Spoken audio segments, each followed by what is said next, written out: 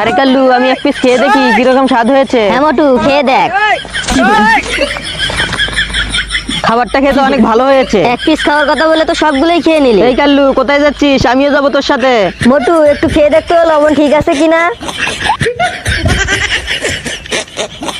হ্যাঁ কাল্লু, লবণ ঠিক আছে আর খাবারটা অনেক ভালো হয়েছে। তোকে লবণ দেখতে বললাম, তুই তো অর্ধেকগুলোই খেয়ে নিলি। আমি একটু খেয়ে দেখি। হ্যাঁ দেখ, বেশি খাবি না, আমিও খাবো, আমি অনেক কষ্ট করে রান্না করেছি।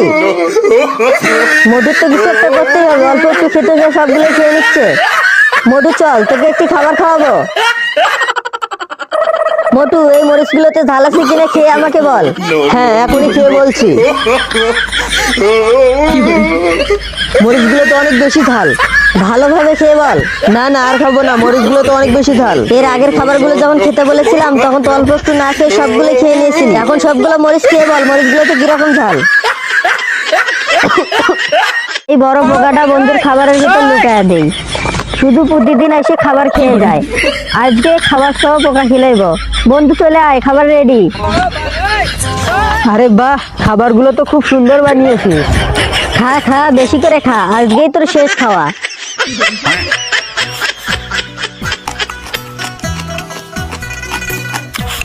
শালার এখনো কিছু হলো না কেন?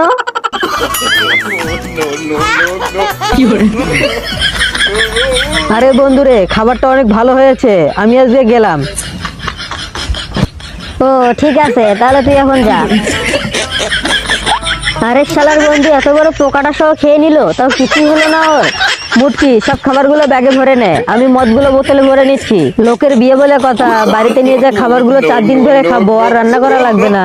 আমার হয়ে গেছে, আমি চললাম, তুই তাড়াতাড়ি আয়। আমারও হয়ে গেছে, কেউ দেখার আগে এখান থেকে তাড়াতাড়ি পালাই। হ্যাঁ, ওরা কি নিয়ে গেল?